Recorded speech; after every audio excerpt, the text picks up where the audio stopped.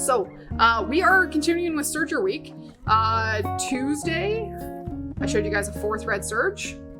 And I had to thread twice because we figured out that I can't actually thread a serger through a camera. So we have a different camera setup today and see if I can do it. Yesterday I talked about blind hems and a 3-thread serge and a serger stitch called a flat lock. Today I'm going to do another entire new serger stitch, which is the whole reason I actually wanted to do this week, is this is what I felt like doing, but I felt I should have the lead up to it. So we have some glitter tulle. If you've got a little one in dance classes who needs a tutu, this stuff is great. So much fun. Tulle is actually really inexpensive. It's like $3.99 a meter, I think. There's some that's $2.99, there's some that's $3.99. So really inexpensive, light, wonderful. We are going to do a rolled hem on this stuff today. I'm going to use some fancy thread today called woolly poly. The other version of it might be woolly nylon. This stuff is magical. Oh, and we're going to use some fishing line. The other stuff that I have, most of you know from embroidery land, we've talked about it lots, is called Badge Master. It's a stabilizer. It's a thick, starchy stabilizer, but it's going to make doing what I need to do today much easier because tulle is a little tricky to work with. So those are the magic pieces that we'll need. So today I'm on the serger that I actually own at home, which is the Bernina 460. Couple things that are different about this machine over the last two that I've had. This one has some really nice electronic features, which the more entry-level sergers don't. So it has the fancy Bernina foot pedal with the back kick on the back. So the Bernina foot pedal has a back kick on the back, so you can drop your heel. And this allows you to take half a stitch at a time. So I'm going to put that back where it's actually useful for me. This machine also has a knee lift, but where we've got the machine set for videotaping today, I can't put the knee lift in, but it's to raise the presser foot so you don't have to take your hands off what you're serging. So all of those things I really like. They made me really happy. There's also a slide-on table that'll attach in around the side if you're working with a bigger, heavier project. Okay, so let's get this thing threaded up. I'm going to drop a needle. Today I'm going to do a rolled hem for you guys, which is, again, is a 3-thread stitch. It could also be a 2-thread stitch, but that's a conversation for another day. So I'm going to start by taking a needle out. I'm going to take my left needle out. So the other parts of this that I mentioned when we were talking about a 4-thread serge, I'm going to take the foot off for a moment and show you guys the magic thing that's going to make your rolled hem happen or not. So on your serger, when you want your serger stitch to lay flat, you have what's called the stitch finger that's happening, that comes in next to the 2 pins in your stitch plate. So the pins are critical to the function of your machine, and your needle's going to go down in between them. Sorry about the spring from the foot there in the way. But what that stitch finger does, it helps keep your stitch flat. So for something like a rolled hem, we don't want our stitch to stay flat. We would like it to curl along the edge and curl the fabric. So what I'm going to do on this machine is, on the Brother, you have to actually take the stitch finger out, or the stitch selection lever. On the Bernina, there's this little white tab at the front of the stitch plate, and it's called the stitch selection lever. So pulling that towards you pulls the stitch finger out of the way. So that'll make a flat stitch. Pull it towards you, it's out of there, and then your stitch is going to curl as it forms over here. So that's the first step to a rolled hem. Second step is getting this beast threaded. So you can do this with all regular serger thread, but I'm actually going to do it with pretty thread today because if I was making a tutu for my daughter, we would want this to be really pretty when we were all done. So I'm going to I've got pink tulle today. I'm going to put purple thread on one thread. And you can use any type of thread, but if the cone holders don't fit inside your thread, you might have to take them right off the machine. And I'm going to put the weirdest stuff you guys have ever worked with on my upper looper. And maybe we'll put orange thread at the bottom. So just like our other sergers, we're starting with the upper looper, starting in the middle and working our way out to the right first and then out to the left, and starting with the presser foot up. So the key with working with the woolly poly is to keep it under tension as you thread your machine. It won't be very happy if it's not under tension. because when it's not under tension, it's fat and floofy, which will make more sense in a minute. So blue thread guides on here.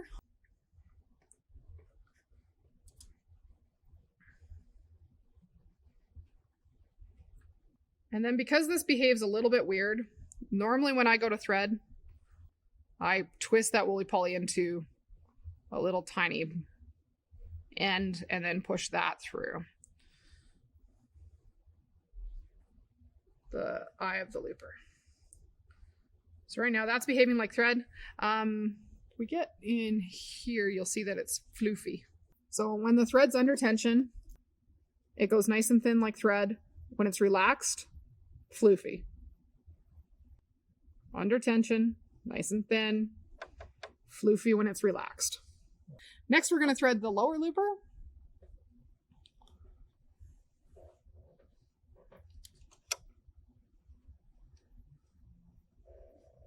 Compressor foot's still up. We're following the red thread guides. The key to threading your lower looper on this one is making sure that your hand wheel is in the right place.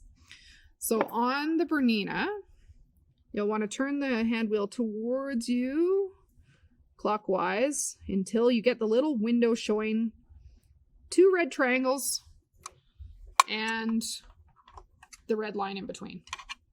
When you turn the hand wheel, that moves. You want the black line on the window lined up on top of the red line that's attached to the hand wheel. We're through those 2 thread guides there, through our thread guide here.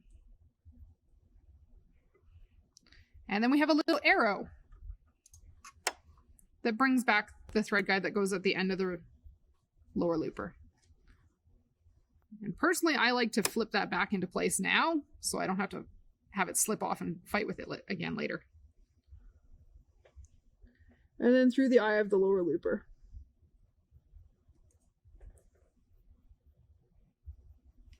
And then this thread can go up and over our upper looper thread. So that's how they actually interact once you're up and threading.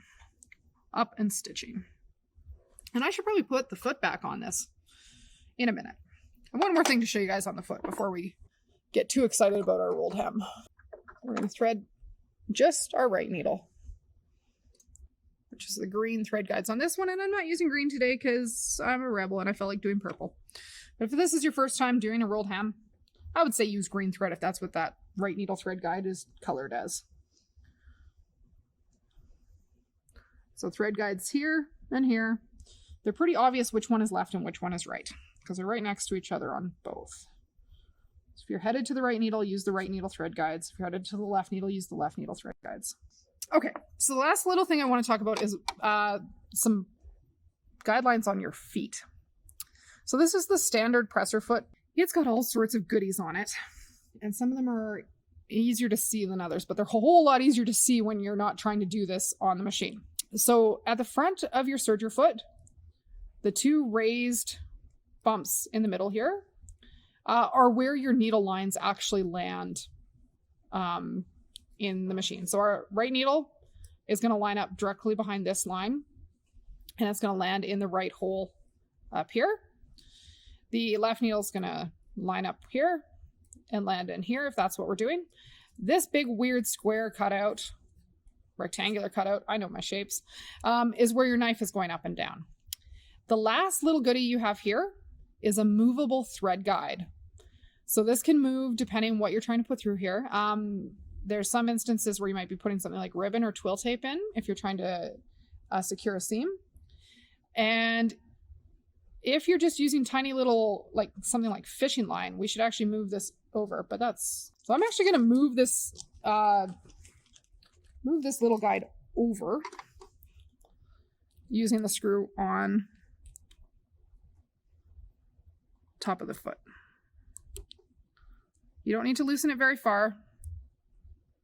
I'm going to move that way because the thing that I'm doing is a very thin fishing line. And I would rather have it just go through a skinny little opening in the place where I need it than try and fight with it going through all the other places.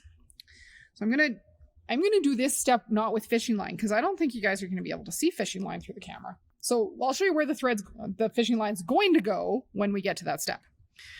So machine will come with a cording threader or a dental floss threader for threading up under like crowns. They're blue. They're in the dental aisle at the grocery store. They work great for threading things like this through your feet. So our fishing line is going to go through the hole in the foot, and then we actually need it landing to the right of the needle that we're using so that the stitch is formed over the fishing line. This is where the magic in this works. And then you'll hold the fishing line out. It'll be in your lap, essentially, is where it's going to hide. I have a big roll of it today, so it'll work like that. But when you get started, you'll want a tail out the back. You don't want your fishing line poking down into the hole where the stitch is forming, because unfortunately that will lead to a pretty epic jam and you're going to be unhappy. So that's roughly where that's landing. The brother standard foot has a hole right up in the front that'll behave the same way. Let's put this on here and make a rolled hem. So on the Bernina 460, you'll notice there's a red light on the front of the machine. It's there to let you know that things aren't ready to work. So it's your safety mechanism. This machine won't run if you don't have both doors closed and the presser foot down, which is pretty smart. So the doors do need to be closed tight. There's a door over here to get into where we drop your blade. We might do that tomorrow. And then the door for your threading. And then once you lower your presser foot, your red light will go away. And just like all your other serger stitches, you should get a chain going before you start making things happen with fabric and fishing line and all those other good things. So I'm just going to start with a couple turns of my hand wheel to make sure it's actually flowing and not going clunk and chunk and going snap with the thread.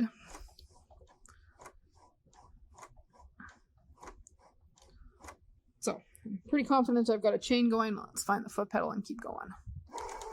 And right now I just have the tension set for regular 3-thread serge. But now that I know it's going, this is when it's a good time to start adjusting the tensions for what I actually intend to do today, which is a rolled hem. So for a rolled hem, the big difference is going to be, so the big thing here is we are going to increase our lower looper tension. I'm going to go with about 7. And you can leave your right needle thread alone. And sometimes, depending what thread you're using, you might want to loosen your upper looper thread. But that might depend a little bit on your fabric and your thread. I'm just going to do a test run through some cotton fabric and see if it's rolling the way I want. Woolly poly without enough tension on it doesn't stitch very well. So, and again, we've pulled that stitch finger back towards us, so it's not going to make a flat stitch right now. Oh, and then the other thing I noticed, I didn't change the stitch length. I should change the stitch length. The rolled hem is a whole lot prettier if you shorten the stitch length and make the stitches tighter together.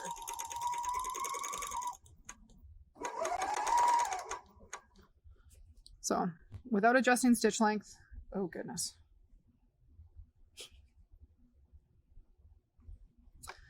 We've got a very loose stitch, but you can see that the fabric is rolling at the edge, and that's what we want. So on the serger, your stitch length is usually a knob somewhere on the machine. On the Bernina's, it's on the right-hand side. And there's an option of going down to a stitch length of 1 or down to a stitch length of R for rolled hem on some machines. Brother, it's R for rolled hem. It's a little tighter than 1 millimeter stitch length, just for frame of reference. So I'm going to go to that 0.8. I'm just going to run through this test piece again. It's going to take me a little while to make this happen. Luckily, the Bernina 460 sews really quickly. So the upper looper thread is wrapping over the edge of the fabric.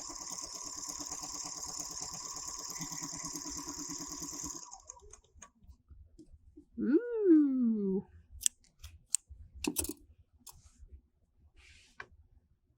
So, very nice finish on the edge of this fabric.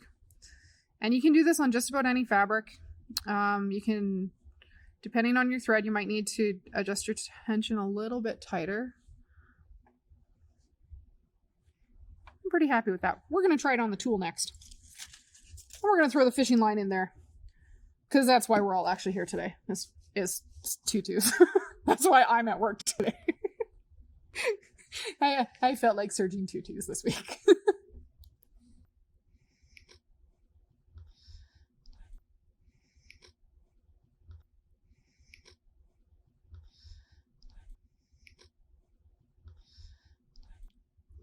So fishing line is actually pretty easy to thread into the machine because it's kind of stiff and it behaves and it's not floppy like thread, which is nice. So once you get it under the foot and you find your fingers again, you're going to hold it and hold a tail out the back. And then you should be able to see it kind of on top of that pin that's to the right of where the needle's going down. So when you get started, don't put pedal to the metal. A few hand wheel turns to make sure that your fishing line is catching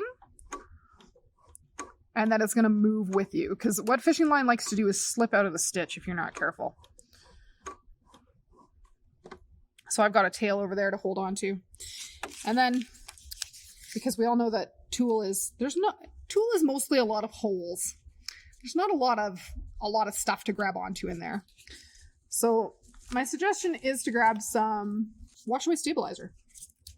And you can put it underneath the tool. And you're just going to trim the wash away stabilizer as you trim the edge of the tool. But it's going to give the tool something to, like the stitch, something to form into.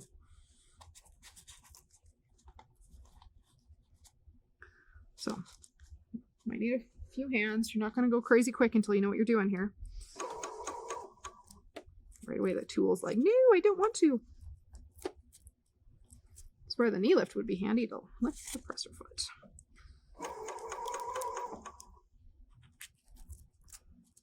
Go. Once the tool's going, it'll be fine.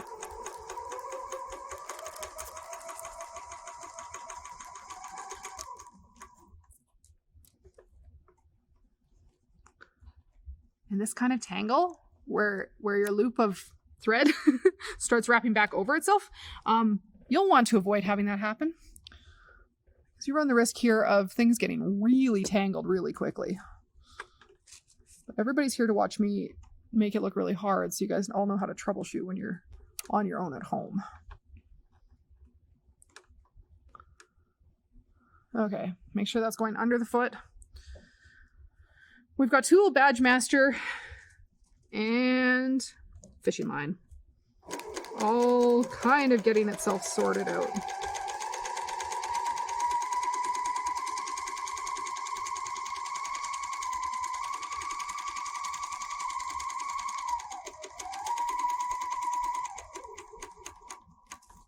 Badge master's really stiff.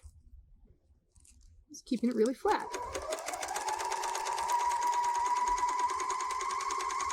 Or I can't drive, one of the two.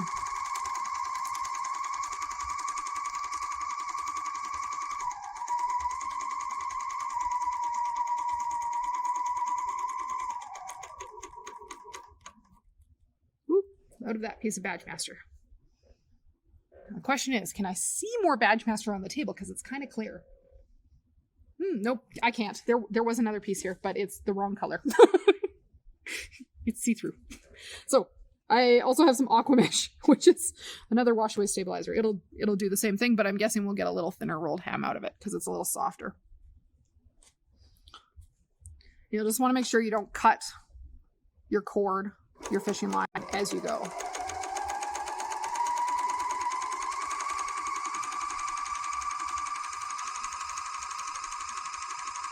The aqua mesh is giving a little tighter roll on the edge of the tool.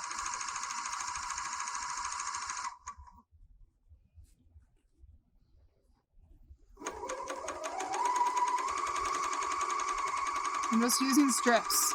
So if you embroider at home as well, you almost always have weird little strips left at the edge of your hoops when you make something like lace.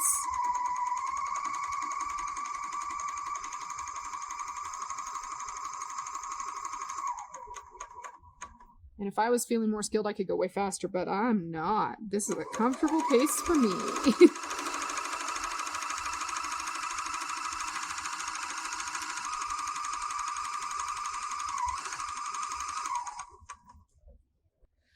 The washaway stabilizer in there gave the tool a little bit of strength. We'll be able to just rinse that out with a little bit of water. But we've got a big long piece and tool, like lots of other things. Give it a little tug along here.